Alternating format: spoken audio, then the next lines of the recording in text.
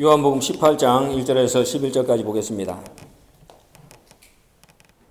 요한복음 18장 1절에서 11절까지 우리 한 절씩 교독을 합니다. 예수께서 이 말씀을 하시고 제자들과 함께 기드론 시내 저편으로 나가시니 거기 동산인데 제자들과 함께 들어가시다. 거기는 예수께서 제자들과 가끔 모이시는 곳이므로 예수를 아는 유다도 그곳을 알더라. 유다가 군대와 및 대제사장들과 바리새인들에게서 얻은 하속들을 데리고 등과 회와 병기를 가지고 그리로 오는지라. 예수께서 그 당할 일을 다 아시고 나아가 가라사대 너희가 누구를 찾느냐. 대답하되 나사렛 예수라 하거늘 가라사대 네로라 하시니라. 그를 파는 유다도 저희와 함께 섰더라. 예수께서 저희에게 내로라 하실 때에 저희가 물러가서 땅에 엎드러지는지라. 이에 다시 누구를 찾느냐고 물으신데 저희가 말하되 나사렛 예수라 하거늘. 예수께서 대답하시되 너희에게 내로라 하였으니 나를 찾던 이 사람들의 가는 것을 용납하라 하시니. 이는 아버지께서 내게 주어 하나를 지하였사옵나이다 심을 응하게 하려 하노라. 이에 시몬 베드로가 검을 가졌는데 이것을 빼어 대제사장의 종을 쳐서 오른편 귀를 베어 버리니 그 종의 이름은 말라. 예수께서 베드로더러 이르시되 검을 집에 꽂으라. 아버지께서 주신 잔을 내가 마시지 아니하겠느냐 하시니라. 이는 하나님의 말씀이니라. 아멘. 오늘 말씀의 제목은 주님의 고난을 보는 서로 다른 시각. 주님의 고난을 바라보는 서로 다른 시각. 주님의 고난을 바라보는 서로 다른 시각. 이란 제목으로 말씀의 은혜를 함께 나누겠습니다. 우리가 고난주간이 지났습니다. 그리고 부활주일도 우리가 다 지냈습니다. 그런데 고난주간 집회를 3일밖에 하지 않았기 때문에 고난주간 때 미처 못한 할 얘기들이 너무나도 많이 남아 있습니다. 그래서 집회 시간을 통해서 그때 다 하지 못한 말씀들을 다시 한번 하나하나 정확하게 우리가 재조명을 하면서 십자가 고난을 통해서 오늘 우리 주께서 오늘 우리가 깨닫기를 원하시는 말씀의 교훈이 무엇인가 우리가 알면서 십자가의 고난의 증인의 길을 걸어가는 그러한 하나님의 백성들 되시길 바랍니다. 우리가 사는 오늘 이 시대 그 어느 때보다도 우리가 고난의 의미를 제대로 깨달아야 합니다. 고난이라는 것은 우리가 믿는 것만큼 성도들에게는 중요한 비중을 차지하고 있는 겁니다. 고난은 믿음과 거의 50대 50이다. 그만큼 하나님의 백성들에게는 고난이 갖는 의미가 탁월하다는 것이죠. 그런데 예수님이 십자가를 지고 가는 것을 보고 누구를 위한 고난인지 또 무엇을 위한 주님의 고난인지 그것을 깨닫지 못하고 그것을 알지 못함으로 말미암아서 주님이 지고 가시는 십자가의 무게를 더 무겁게 했던 것들이 2000년 전에 당시의 유대인들입니다. 이사야 53장 4절 말씀을 통하여 이미 이사야 선지자는 주님 오시기 700년 전에 예언을 해놨습니다. 그는 실로 우리의 질고를 지고 우리의 슬픔을 당하였거늘 우리는 생각하기를 그는 징벌을 받아서 하나님에게 맞으며 고난을 당한다 하였노라. 주님의 고난을 자기를 위한 자신을 위한 고난이다. 우리를 십자가에 대신 죽으심으로 말미암아 살리기 위해서 예수님이 짊어지신 우리를 구원하기 위한 고난이라는 것을 깨닫지 못했다는 것이죠. 그래서 예수님의 십자가가 온 것이고 그래서 예수님의 십자가가 더 무거울 수밖에 없었다. 성경은 그렇게 말씀을 하고 있습니다. 오늘도 마찬가지입니다. 오늘도 고난이라고 하면은 다 외면을 합니다. 고난보다는 영광이 좋다고 생각하죠. 그러나 성경은 고난이 없는 영광은 없다. 반드시 고난을 통해서 우리가 얻어야 될 것이 있다. 하나님은 그냥 좋은 것을 주시는 것이 아니라는 거죠. 고난을 통해서 주신다는 거죠. 그러니까 이 고난이 찾아올 때마다 또 고난주의를 맞이할 때마다 올해는 우리 아버지께서 우리에게 어떤 말씀의 보배를 주시려고 이 고난주간을 지키라고 하시나. 먼저 그렇게 기도할 수 있는 하나님 아버지 금방 고난주간을 통해서 아버지께서 나에게 주시기를 원하시는 이 고난 속에 깃들어 있는 말씀의 보배가 무엇입니까? 그걸 발견하고 싶습니다. 그러면서 고난주간을 준비해야 그 속에 보화가 내 것이 될 수가 있다 그 말이죠. 오늘 우리는 그 어느 때보다도 중요한 고난의 시대를 우리가 통과하고 있습니다. 아버지 부재 시대를 살잖아요. 이게 고난이잖아요. 지금까지 수십 년 믿었던 사람들 하나씩 떨어지고 있습니다. 어찌할꼬 그저 엠마오로 가는 제자들 같이 하나씩 떨어지고 있는 이 최고의 고난 시대가 오늘 우리가 이렇게 아버지 없이 말씀을 지키면서 살아가는 이 고난의 시대가 바로 오늘이야. 최고의 고난의 시대. 최고의 고난의 시대를 우리가 통과하고 있는데도, 최고의 위기 상황을 우리가 지금 맞이하고 있는데도 이것이 고난인 줄을 모른다. 그러면은 우리가 살아남기가 어렵다는 겁니다. 지금이야말로 인류 역사상 최고로 어둡고 최고로 힘든 최고 절정의 고난기입니다. 그렇잖아요? 그 6,000년 동안 우리 하나 만나놓기 위해서 수많은 선지자들이 터가 됐습니다. 에베소 2장 20절 말씀대로 우리는 수많은 선지자들의 터 위에, 사도들의 터 위에 우리가 시험을 입었다 그 말이에요.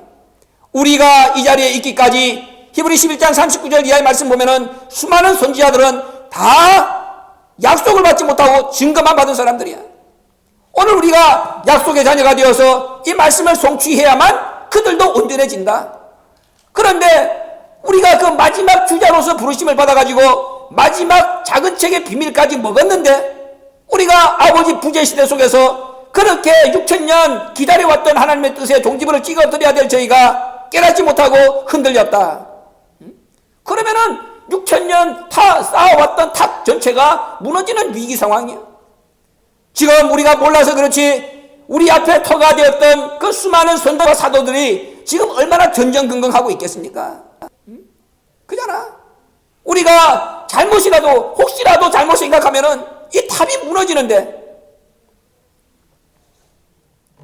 최고의 고난의 시대, 최고의 위기 상황, 오늘 저와 여러분이 맞이하고 있다는 것을 우리가 생각을 하면서 고난 주간을 우리가 통과를 했어야 됩니다. 비록 늦었죠? 그런 생각이 못하고 지냈다면 늦은 거야.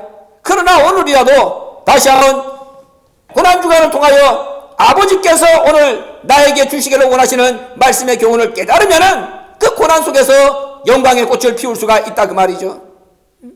성경 속에서 답을 찾아야 됩니다. 성경 속에서 답을 찾아야 돼. 오늘의 위기 상황, 어떻게 우리가 이 위기 상황을 벗어날 것인가, 극복할 것인가, 성경 속에서 밖에 우리가 답을 찾을 길이 없습니다. 그래서 주님의 고난을 통해서 다시 한번 이 답이 도대체 어디에 있습니까? 어디에서 이 아버지 부재 시대가 우리에게 주는 이 고난, 최고의 위기 상황의 이 고난을 우리가 그 답을 찾을 수 있습니까? 아직도 아버지 부재 시대라고 하는 이 고난의 이 위기가 우리에게 피부 절절히 느껴지자 그러면은 아직도 십자가의 원래 주인이 누군지를 모르는 자와 똑같습니다. 십자가의 원래 주인이 누구겠습니까? 아까 얘기한 대로 우리를 위하여 우리의 질고를 지고 우리의 슬픔을 당한 거야. 그 십자가의 원래 주인은 우리야, 우리. 내가 십자가에 그렇게 달려 죽어야 되는 거야. 나 대신에 예수님이 대신 지신 거잖아요. 그러니까는 십자가의 원래 주인이 자기 자신인데도 아직도 십자가 속에서 자신의 모습을 보지 못한다. 그러면 다 가짜들이라 그 말이야. 십자가의 주인은 예수님이 아니라 그 말이야. 십자가의 원래 주인은 나 자신이야. 십자가를 보면서 예수님의 모습만 보이는 것이 아니라 나 대신에 짊어지고 가시는 예수님의 모습이 보여야 돼. 거기서 자기 자신을 봐야 되고 자기 자신이 거기 피를 흘려야 된다. 바로 그것이 성경이 말씀하시는 답인 겁니다. 십자가의 원래 주인이 누구냐? 그러면은 오늘 이 아버지 부재의 고난도 우리가 그 속에서 어렴풋이나마 답이 보인다 그 말이야. 그래야만 우리가 십자가의 빚을 청산할 수가 있고 십자가 도부살이에서 벗어날 수가 있는 겁니다. 십자가 고난의 의미를 제대로 알아야 되는 거예요. 그래야 우리가 살 길이 거기서 열려. 시편 119편 67절과 71절을 보면은 고난 속에 생명의 길이 있다 그랬습니다. 아버지 부재 시대 속에서 슬프다, 힘들다, 어렵다, 한탄하라고 이 부재의 고난이 우리에게 찾아온 것이 아니라는 겁니다. 그 고난 속에서 생명의 길을 붙잡아야 된다, 찾아야 된다. 고난 당하기 전에는 그릇 행하였더니 이제는 주의 말씀을 내가 지키나이다. 고난을 당하고 난 뒤에 시편 기자가 그렇게 얘기하잖아요. 고난당한 것이 나에게 유익이라. 이로 인하여 내가 주의 율례를 배우게 되었나이다. 아버지와 헤어진 이 헤어짐의 고난, 이 아버지 부재가 주는 고난, 그 속에서 우리가 말씀의 교훈을 배워야 되는 거예요. 그게 내가 생명의 길이야. 고난 속에 생명의 길이 있다는 것이죠. 그래서 어리석은 자들이 예수님의 십자가 지고 가는 모습을 보면서 누가복음 23장 28절에 어리석은 예루살렘 여자들이 눈물을 흘릴 때에 예수님이 하신 말씀이 날 위해서 울지 마라. 너와 네 자녀를 위하여 울라. 이 십자가의 원래 주인이 누구인가를 네가 깨달으면 된다.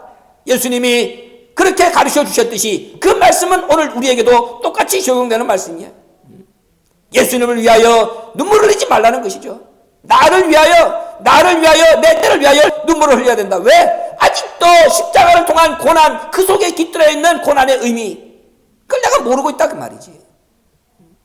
그러니까 오늘 이 시간에 예수님의 고난을 바라보는 시선이 다 달라.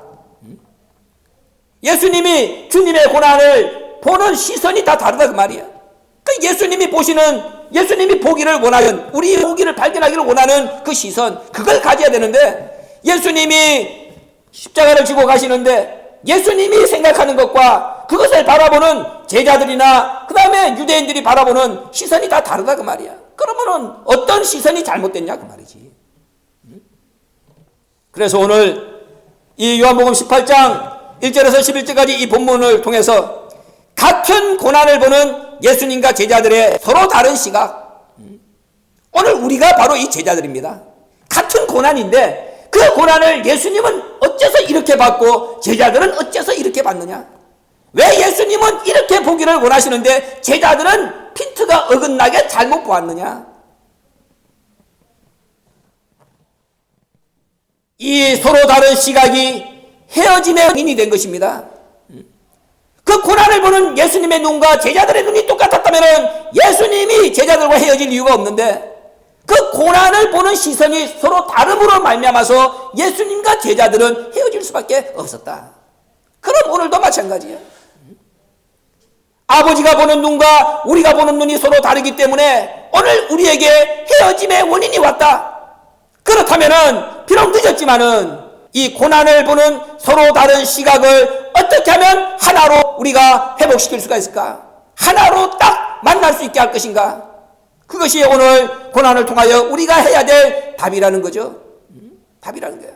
그래서 오늘 예수님이 고난을 통하여 우리에게 주시기를 원하시는 교훈, 그리고 그 예수님의 고난을 보는 제자들의 잘못된 시선, 이것을 통해서 우리의 잘못된 이 고난을 보는 시선을 교정하고 수정해서 아버지가 우리에게 주시기를 원하시는 고난 속의 교훈을 우리가 제대로 발견하면은 이 고난이 영광으로 바뀔 수가 있다는 것을 믿으시고, 오늘 예수님과 제자의 서로 다른 시선을 통해서 우리가 혹이라도 잘못된 시선을 가지고 이 고난을 바라보고 있었다면 우리의 잘못된 시선을 수정하는 그러한 시간이 되시길 부탁을 드립니다. 첫째로 이 잔을 보는 시선이 예수님과 제자들이 달랐습니다. 잔에 대한 이해가 서로 달랐어. 잔이라고 하는 것은 헬라어로 포테리온인데 예수님의 고난, 예수님의 십자가 형벌, 예수님의 죽음을 성경은 잔이라는 말로 상징적으로 설명을 했습니다. 예수님의 고난, 예수님의 십자가 형벌, 예수님의 죽음, 그게 잔이야. 마태복음 26장 39절에 예수님이 겟세마네 동산에서 아버지 앞에 마지막 기도할 때 뭐라 그럽니까? 할만하시거든 아버지여 이 잔을 내게서 지나가게 하옵소서. 이 잔이 바로 십자가야, 십자가. 아버지, 할 수만 있으면 이 잔을, 이 십자가가 나에게서 지나가는 방법을 아버지 한번 생각해 주세요. 마태복음 20장 22절에 나의 마시려는 잔을 너희가 마실 수 있느냐? 예수님이 지실 십자가를 가지고 예수님은 잔에 비유해가지고 제자들에게 그렇게 물었습니다. 내가 마시려는 잔을 너희가 마실 수 있겠느냐? 바로 예수님의 고난, 십자가의 형벌, 십자가의 죽음을 예수님은 이렇게 잔으로 표현을 했습니다. 예수님의 잔은 어떤 잔이냐? 예수님의 잔은 아까 십자가 대속의 죽음이라 그랬죠? 예수님의 십자가 대속의 죽음을 상징하는 이 예수님의 잔은 어떤 잔이냐? 첫째, 이 잔은 예정된 잔입니다. 이 잔은 예정된 잔이야. 뭐 갑자기 예수님이 짊어진 것이 아니라 마태복음 26장 24절에 인자는 자기에게 대하여 기록된 대로 간다. 성경에 예수님이 십자가를 진다고 고난의 주로 이사야 53장에 기록되어 있잖아요. 그러니까 예수님은 인자는 자기에게 기록된 대로 간다. 그러니까 예수님이 짊어져야 되는 이 잔은 예정된 잔이야. 예정된 잔. 이미 이사야 선지자가 700년 전에 예언해놨던 이 예정된 잔이야. 또 예수님의 잔은 아버지께서 주신 잔이기 때문에 거부할 수 없는 잔입니다. 요한복음 18장 11절요. 아버지께서 주신 잔을 내가 마시지 아니하겠느냐. 예수님은 요한복음 12장 50절 보면은 아버지의 말씀이 영생이라. 그러니까는 아버지 명령을 영생으로 생각하고 순종했어. 그런데 아버지께서 주시는 잔을 어찌 내가 마시지 않겠느냐. 그걸 마셔야 영생인데. 그러니까 아버지께서 주신 잔이기 때문에 예수님의 십자가 대속의 죽음의 이 잔은 마시지 않으면 안 돼. 마셔야만 돼. 거부할 수가 없는 잔이야. 아버지께서 주신 잔이기 때문에. 또 이 예수님의 잔은 아버지의 소원이 담겨있는 잔입니다. 아버지의 소원이. 마태복음 26장 39절에 그랬죠. 나의 원대로 마옵시고 아버지의 원대로 하옵소서. 예수님이 십자가를 지는 것이 아버지의 소원이야. 그러니까는 아버지의 소원이 담겨있는 그를 어떻게 예수님이 거부할 수 있냐 그 말이야. 그잖아. 아버지의 소원이 이루어지는 건데. 또 예수님의 이 잔은 예수님 스스로 선택하신 잔이다. 예수님 스스로. 아버지가 억지로 등 떠밀어 갖고 준 게 아닙니다. 예수님 스스로가 선택했어. 요한복음 10장 18절 보세요. 이를 내게서 빼앗는 자가 있는 것이 아니라 내가 스스로 버리노라. 나는 버릴 권세도 있고 다시 얻을 권세도 있느니라. 예수님은 당신 스스로가 생명을 던졌어. 그러니까는 자기 스스로 선택한, 자기 스스로 죽음의 길로 가겠다고 선택한 잔이 이 예수님의 잔이야. 또 예수님의 잔은 세상과 자신을 맞바꾸는 잔입니다. 세상과 자신을 맞바꾸는 잔. 요한복음 3장 16절 보세요. 하나님이 세상을 이처럼 사랑하사 독생자를 주셨으니. 세상 대신에 하나님은 독생자와 세상을 바꿔버린 거야. 그러니까는 세상과 맞바꾼 잔이 예수님의 잔이야. 세상과 바꿔버린. 또 하나님 아버지가 사람을 얼마나 사랑한다. 우리에 대한 자기 사랑을 확증하신 잔. 다시 말하면은 아버지를 아버지 되게 해드린 잔이 바로 예수님의 잔입니다. 로마서 5장 8절에 보세요. 그리스도께서 우리를 위하여 죽으심으로 하나님께서 우리에게 대한 자기의 사랑을 확증하셨느니라. 하나님은 인간들한테 저 거짓말장이 이런 얘기를 듣기가 싫은 거야. 그러니까는 내가 너희들에게 여자의 후손을 보내줘가지고 너희를 구원해줄게. 하나님이 아담이 타락하고 난 뒤에 그렇게 약속하고 난 뒤에 그렇게 약속하신 것을 이루기 위해서 하루살이에도 눌려 죽고 구더기에도 밟혀 죽을 그런 인생들을 위해서 독생자 하나밖에 없는 독생자를 하나님이 내준 거야. 내가 너 사랑한다 그랬지? 나 거짓말하는 그런 존재가 아니야. 나는 신실해. 그거 하나님이 이 버러지보다 못한 인간들한테 증명받으려고, 자기 사랑을 확증하려고, 아버지를 아버지 되게 해달라고, 그래서 내준 잔이 예수님의 잔이야. 그러니 이 예수님의 잔이 이런 깊은 뜻을 가지고 있는데, 오늘 본문의 말씀을 보면 이런 잔을, 이 제자를 대표하는 베드로, 세상 사람을 대표하는 베드로는 어떻게 받느냐 그 말이야. 이런 중요한 십자가 대속의 죽음으로 하나님의 뜻, 하나님의 소원, 그것을 이루어 드려야만 하는 그러한 목적을 가지고 있는 잔을 베드로는 어떻게 받느냐? 베드로는 이 잔을 검으로 대신하려고 했습니다. 검으로. 오늘 요한복음 10장 18장 10절에서 11절 보세요. 검을 해가지고 베드로가 말구의 길을 베어버리잖아요. 예수님이 줘야 된다, 이것에 대한 이해가 부족했던 베드로는, 이 검이 뭡니까? 세상의 권력을 얘기하는 거지. 세상의 힘을 얘기하는 거야. 검으로 하나님의 구속사적 계획을 대탈하고 칼을 빼들었다 그 말이야. 칼을 휘둘렀어. 예수님의 잔에 대한 이해가 부족했다는 거죠. 예수님의 잔에 대한 이해가 부족했기 때문에 예수님은 예정된 하나님의 소원을 이루어드리기 위하여 그 잔을 지금 당신이 마셔야만 하는데 그걸 가로막고 세상 칼 휘둘러 가지고 하나님의 구속사적 계획을 어떻게 변개해볼까 했단 말이야. 그 고난을 보는 시선이 달랐기 때문에. 이런 베드로의 행동은 이미 성경에 예견되어 있었죠. 마태복음 16장 21절과 23절 보면은 예수님이 십자가를 진다는 말씀을 하자마자 베드로가 뭐라 그럽니까? 아이고, 그런 일은 있을 수 없습니다. 예수님이 나한테 지금 천국 열쇠를 줬는데 내가 목숨을 걸고 그런 일이 없도록 막겠습니다. 예수님이 뭐라고 그랬습니까? 사단아, 내 뒤로 물러가라. 너는 나를 넘어지게 하는 자로다. 네가 하나님의 일을 생각지 아니하고 도리어 사람의 일을 생각하는도다. 그러니까는 이 잔에 대한 이해가 다르니까는 사단이 되는 거야. 잔에 대한 이해가 부족하니까는 사단이 되는 거야. 자기 딴에는 예수님을 위한다고 말했지만은 하나님의 입장에서 놓고 볼 때는 하나님의 일을 생각하지 않고 망치는 사단인 거야. 그러니까 이 고난에 대한 이해가 이렇게 시선이 다르다는 것이 얼마나 중요한 것인가를 깨달으라 그 말이지. 하나님의 예정된 구속사는 인간의 힘으로 변개시킬 수 있는 것이 아닙니다. 예수님께서 힘이 없어가지고 지금 스스로 자원해서 이 험한 길을 가고 있는 겁니까? 아니잖아요. 마태복음 26장 53절에서 베드로가 그렇게 행동하는 걸 보고 예수님이 뭐라고 했습니까? 너는 내가 지금 아버지께 구해서 12영 더 되는 천사를 보내시게 할 수 없는 줄로 아느냐? 야, 내가 지금 뭐 힘이 없고 능력이 없어가지고 내가 지금 이렇게 말 같지도 않은 가론 유다가 끌고 온 저 로마병 150명 정도 되는 그 앞에서 내가 지금 포승줄에 묶여갖고 끌려가는 줄 아느냐? 야, 내가 지금 하나님 아버지 앞에 기도만 하면은 하늘에 있는 천사가 12영 12군단이면은 한 사단이 10,000명이라도 10만 야, 그런 천사를 동원해가지고도 이건 내가 150명 쓸어버릴 수 있어.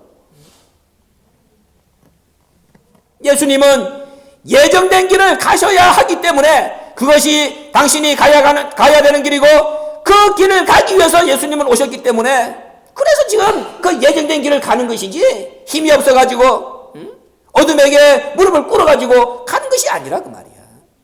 그 고난의 의미를 제대로 바라봐야지. 마태복음 26장 53절에서 예수님 말씀하죠.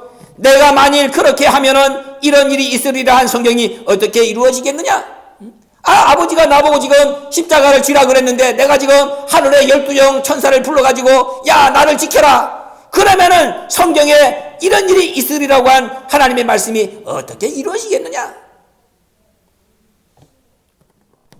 당신을 위해 예정된 길을 영생으로 알고 끝까지 순종하면서 제자들에게 영원한 구원의 본을 보이시기 위해서 예수님은 당신의 길을 기쁘게 가신 겁니다. 제자들에게 본을 보이려고. 히브리서 5장 8절에서 9절 그렇게 말씀했잖아요. 그가 아들이시라도 받으신 고난으로 순종함을 배워서 온전하게 되었은즉 자기를 순종하는 모든 자에게 영원한 구원의 근원이 되었다. 그게 아버지 소원이고 예정된 길이고 이렇게 해야만 내가 온전하게 된다. 그래야 너희들은 나를 보고 이런 순종을 배워라. 그래서 구원의 근원이 되어주신 거야. 그런데 이런 고난에 대한 이해를 잘못하면은 그걸 빼하면은 사단이 되는 거야. 사단이. 지난번에 얘기했잖아요. 하나님의 아들이 잘못하면 사단이 되는 거야. 하나님의 아들이 하나님의 말씀을 깨닫지 못하면 그게 사단이야. 사단. 그랬잖아. 베드로가 하나님 아들 아닙니까? 근데 사단아, 내 뒤로 불러가라. 말씀을 깨닫지 못하니까는 하나님의 아들이 사단이 되는 거야. 사단이. 뭐 사단이 딴 게 아니야. 그러니까 저와 여러분이 얼마든지 사단이 될 수 있는 지금 자리에 앉아있다 그 말이야. 말씀을 깨닫지 못하면은 예수님의 고난의 의미를 다른 시각으로 바라보면은 그 사단이야. 다.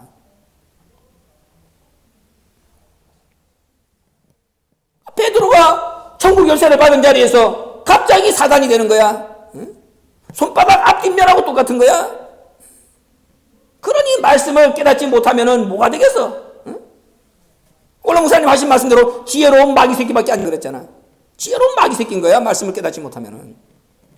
왜? 말씀을 줬더니 말씀을 아들인 자리에서 받아먹고 난 뒤에 말씀이 가르쳐준 대로 안 하니까는 뭐야? 사단한테 갖다가 그 말씀을 갖다 바치잖아 다. 응? 사단한테 갖다 주고 싶어서 갖다 주나? 말씀을 들은 대로 행하지 않으면 사단이 와서 체해간다고 성경이 그랬잖아. 응? 가시떨기 나무에 그 다음에 돌짝밭에 뭐가 떨어져 사단이 와서 체해간다 그랬어. 체가. 그러니까 사단이 체해가니까는 지혜로운 마귀 새끼지. 사단의 앞잡이지. 하나님의 아들들이 그런 거야. 왜? 말씀은 하나님의 아들들이 받는 거거든. 그러니까 받기까지는 해놔 놓고 받아가지고 그 다음에 행동이 안 되니까는 사단한테 갖다 주니까는 하나님의 아들이 뭐가 되는 거야? 사단의 앞잡이가 되는 거야. 잘 들어야 되는 거지. 뭐 사단의 앞잡이는 뭐 어디 딴 나라에서 오는 게 아니라 그 말이야. 하나님의 아들이 사단이 되는 거야. 하나님의 아들이. 그러니까 지난번에도 신명기 32장 17절에 얘기했잖아요. 이스라엘 백성들이 실컷 하나님 앞에 40년 동안 제사를 드린다 했지만은 그 제사를 누가 다 뺏어갔다? 마귀가 다 뺏어간 마귀가. 자기들은 하나님 앞에 제사 드린다고 양 잡고 소 잡고 별짓을 다 했지. 근데 하나님이 받으시기에는 흠이 많아. 그러니까는 누가 채간 거야? 마귀가 채간 거야. 그러니까는 너희들은 귀신한테 제사를 드렸느니라. 누가 했다? 하나님의 아들들이 한 거예요. 하나님의 아들들이. 다시 한번 읽어봐. 신명기 4장 17절. 하나님의 아들들이 한 거지 사단이 딴 데 와서 한 게 아니야.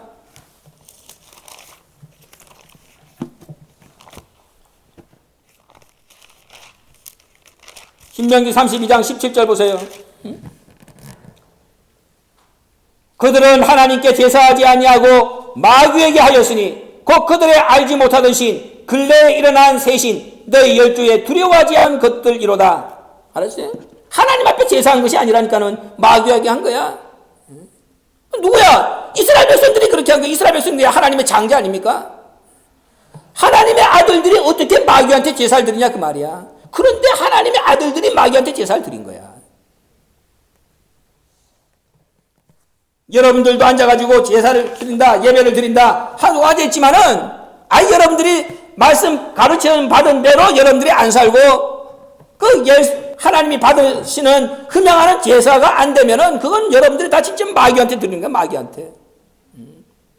내가 지난번에 여운초 목사님 간증 얘기했잖아요. 말씀을 줬는데 100% 믿지 못한다. 50% 믿는다. 그럼 50%는 어둠이야. 어둠이 뭐겠어? 50%가 잡아먹는다. 50대 50은 어둠이 빛을 이기는 거야.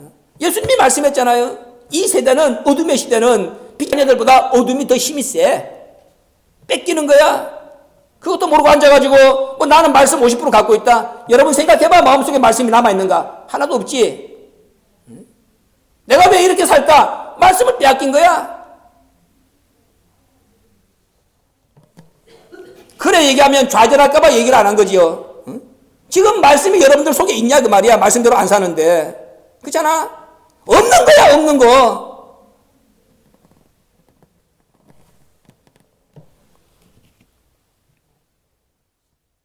오늘 우리가 마셔야 되는 잔, 그러면은 늦었지만은 이제 어떻게 예수님이 너 내가 마시는 잔을 마실 수 있느냐? 내가 받는 세례를 받을 수 있느냐? 그랬는데 이미 늦었지만은 그럼 오늘 어떻게 해야만 그래도 내가 늦었지만은 이 마셔야 될 잔을 그래도 내가 마실 수 있을까? 예수님은 우리가 연약하다는 것도 알고 우리가 넘어질 것도 알고 우리가 마귀의 밥이 될 것도 알고 예수님은 다 아시는 겁니다.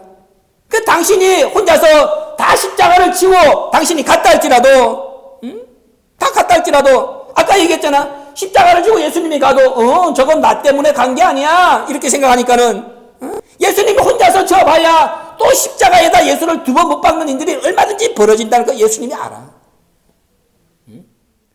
우리가 세상을 살면서도 그러잖아요. 야 돈도 그냥 남이 공짜로 주면은 돈 귀한 줄 몰라. 지가 가가지고 뼈 빠지게 고생해가지고 땀을 흘려봐야 그 돈 귀한 걸 알아. 그 예수님이 고난을 실컷 1000번, 10,000번 쳐줘봐야 인간이 그 고난이 자기 때문이라는 것을 깨닫지 못하면은 예수님만 괜히 12개 십자가에 10번, 100번, 1000번 갔다 오는 거야. 그 예수님이 만인간을 위하여 십자가를 졌지만은 성경에 예수님이 뭐라고 그러느냐? 야, 그래도 저놈들한테 고난을 좀 남겨놔야 되겠다. 그래서 깨달은 놈이 그 고난을 짊어지고 자기도 예수님 가신 길을 따라가도록 하면서 그 고난 속에 그 영광 체험할 수 있도록 해야 되겠다. 그래서 예수님이 우리가 마실 잔을 좀 남겨놨어. 골로새 1장 24절에 그리스도의 남은 고난을 몸된 교회를 위해 내 육체에 채우라고 그리스도가 고난을 조금 남겨놨다. 그래서 예수님이 마가복음 10장 39절에 너희가 나의 마시는 잔을 마시며 나의 받는 세례를 받으려니와. 우리가 흉내라도 내면서 예수님이 남겨놓으신 고난을 우리가 따라가는 그러한 존재가 되도록 해놨다 그 말이야. 그럼 이제 우리가 이것만큼은 감당을 해야죠. 바울은 이 괴로움의 잔을 거부하지 않았습니다. 이 괴로움의 잔을 말씀을 깨닫고 난 뒤에 너무나도 기쁘고 너무나도 감사해서 자기 육체에 채운다고 고백을 했습니다. 고린도후서 11장 23절에서 28절은 예수님이 남겨놓으신 고난을 사도 바울이 즐겁게 자기 육체에 채웠다는 것에 대한 간증이야. 내가 40에 하나 가만매를 5번 맞았고 3번 태장으로 1번 돌로 3번 파선하여 일주야를 기품에서 지내고 강도 동족 이방인 시내 광야 바다의 위험을 당하고 줄이고 목마르고 굶고 춥고 헐벗음을 여러 번 당하였노라. 왜 사도 바울이 이렇게 나열을 했겠어? 예수님 당신이 그렇게 남겨놓으신 고난을 나는 이렇게 채우려고 몸부림을 쳤습니다. 그거를 증거 삼는 거야, 증거. 그리고 갈라디아 6장 17절에서 사도 바울은 이것이 내가 예수 믿는 흔적이다 그렇게 자랑을 했어. 그러면 저와 여러분이 사도 바울처럼 저와 여러분도 예수님이 고난을 남겨놨다는 것을 깨닫고 이것을 교회를 위하여 내 육체에 채워야 된다는 것을 깨달았다면 오늘 여러분들이 집에 가가지고 내가 예수를 믿으면서 여러분들이 자기 육체에 채웠다고 생각하는 고난을 한번 써봐. 사도 바울처럼 이런 고난의 고백서가 나올 수 있는지. 40에 하나 가해를 5번이나 맞고 3번 태장으로 1번 돌로 맞고 내가 파선하여 일주야를 기품에서 지내고 강도 동족 이방인 시내 광야 바다의 위험을 당하고 줄이고 목마르고 굶고 춥고 헐벗음을 여러 번 당했다. 쓸 수 있습니까? 쓸 수 없잖아. 같은 천국을 가기를 원하고 같은 변화의 세계에 가기를 원하면서 같은 흔적이 없으면 우리가 자랑할 것이 무엇이냐 하는 얘기죠. 그래서 말씀하고 고난하고 상관없는 모습으로 살아가는 거예요. 부활의 영광, 변화의 영광은 입으로 얻는 것이 아닙니다. 말로 주어지는 것도 아닙니다. 십자가 흔적이 없이는 결코 얻을 수 없는 것이라고 사도 바울은 분명하게 못을 받고 있습니다. 빌립보 1장 29절 보세요. 그리스도를 위하여 너희에게 은혜를 주신 것은 다만 그를 믿을 뿐 아니라 또한 그를 위하여 고난도 받게 하심이라. 하나님이 우리에게 은혜를 주시는 것은 믿으라고 은혜를 50% 준 것이고 또 고난도 이기라고 50%를 준 거야. 그런데 우리는 다 믿음의 은혜가 갖다 붙는 줄 알았지. 빌립보 1장 29절에서는 50대 50이야. 믿는데 하나님의 은혜가 50 가는 것이고 또 고난에서 이기라고 하나님의 은혜가 50이 가는 거야. 그러니까는 50%밖에 믿지를 않는 거야. 뭐 100% 믿는다고 얘기를 해도 따지고 보면은 고난을 거부하는 사람들은, 고난의 흔적이 없는 사람들은 50%밖에 믿지 않는 사람이라 그 말이야. 사도 바울의 기준으로 점검을 해보면은 예수님은 오늘 분명히 저와 여러분에게 내가 주는 잔을 마시려니와, 나는 아니라도 마시는 자가 있다는 말입니다. 내가 받은 세례를 받으려니와, 내가 거부해도 다른 사람 중에 어떤 사람은 예수님이 주시는 세례를 흉내를 내면서 받는 자가 있다는 말입니다. 그런 자에게 예수님은 변화의 세계로 데리고 가는 거야. 변화의 주인공이 되라고 하시는 거야. 증거로 천국 가는 것이지 말로 가는 게 아니야. 입으로 가는 게 아니야. 보세요. 말씀은 들었다고 구원받는 게 아닙니다. 말씀은 들었다고 구원받는 게 아니라고 여러 번 얘기를 했잖아. 말씀은 들어봐야 그것이 내 속에서 지어지지 않으면 그건 나하고는 구원이 상관이 없는 거야. 분명히 흔적이라 그랬잖아. 흔적은 새긴 거야. 새긴 거. 새겨진 것이 있어야 돼. 그러니까는 다 흔적으로는 마음에 새긴 것이 있어야 되는데 아니니까는 그냥 들었기 때문에 흘러 떠내려가는 거야. 히브리서 2장 1절에 그랬잖아요. 흘러 떠내려간다. 흘러 떠내려가는 거예요. 새겨야 됩니다. 새기시길 바랍니다. 새겨야 돼. 고난은 새기라고 있는 거야. 그 사도 바울이 고린도서 11장 23절에서 그 다 기록한 것은 자기가 새겼기 때문에, 그 새겼기 때문에 새긴 것을 자랑하는 거야. 새긴 것을. 다시 한번 우리가 고난에 대하여 무관하게 생각하면은 안 됩니다. 십자가 없는 부활은 없고 고난이 없는 영광은 없다. 로마서 8장 17절에서 사도 바울이 우리에게 분명하게 가르쳐준 가르침입니다. 다시 한번 우리가 고난주간이 지났지만은 이런 고난 속에 깃들어 있는 예수님의 가르침 제대로 생각하지 못하고 놓치고 지나갔다면은 다시 다 찾아가지고 고난주간 늦은 게 아닙니다. 깨닫는 날마다가 고난이지. 사도행전 14장 22절에 하나님의 나라에 들어가려면은 너희가 많은 환난을 받아야 된다. 지금이라도 늦었지만은 깨달으면은 갈 수 있는 거야. 그리고 힘써 새겨야 돼. 새겨야 되는 거야. 고난의 흔적을 새겨야 된다 그 말이야. 그 새긴 것을 증거로서 하나님 앞에 인정받아야 내가 주님이 남겨놓으신 잔을 마신 자가 되고 주님이 받으라고 남겨놓으신 세례를 받은 자가 된다. 명심하시길 바랍니다. 두 번째, 사랑에 대한 이해와 그 다음에 이 피에 대한 이해는 다음 시간에 하도록 하겠습니다. 고마우신 아버지 감사합니다. 오늘도 우리가 비록 고난주간 집회를 3일밖에 하지 않아서 그때 미처 하지 못한 말씀을 되새김질하면서 다시 한번 고난이 갖는 의미를 가르침 받을 수 있는 시간을 주신 진심으로 감사합니다. 고난을 거부하고 외면하고 사는 우리가 아니라 주께서 우리가 각성하라고 깨달으라고 그래도 변화받는 자리에 가게 하기 위해서 어쨌든지 간에 고난의 흔적을 새겨주기 위해 남겨놓으신 우리 각자의 채워야 될 고난의 분량 즐겁게 교회를 위하여 이제라도 늦었지만은 자기 육체에 힘을 내어 채운 신광의 권속들 되게 하여 주시고 그 채우되 흔적을 정확하게 새겨서 그 흔적으로 변화의 세계에 들어갈 수 있는 증거로 삼을 수 있는 하나님의 백성들 되게 하여 주시옵소서. 예수님의 이름으로 감사기도 올려옵나이다.